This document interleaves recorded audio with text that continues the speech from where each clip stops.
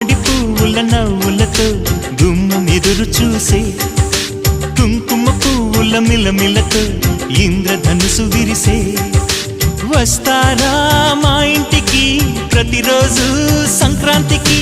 గుమ్మడి పువ్వుల నవ్వులతో గుమ్మం ఎదురు చూసే కుంకుమ పువ్వుల మిలమిలతో